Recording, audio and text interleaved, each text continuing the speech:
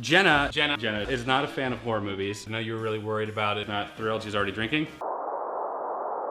If any of these are too much, I totally understand.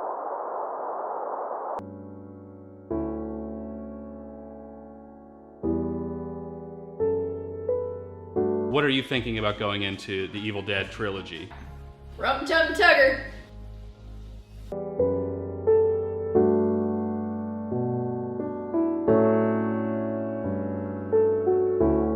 Jenna, what did you think about this one?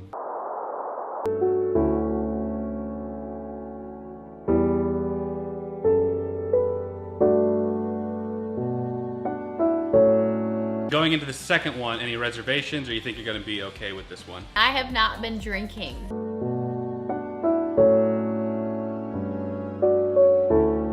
Jenna, I'm very happy that we've gotten through this, because I know you were really worried about it being scary and horror movies and stuff. You seem to be doing okay, and they're actually seemingly unimpressed going into this one, and I think you're gonna be okay. Do you agree? I'm not even. Free!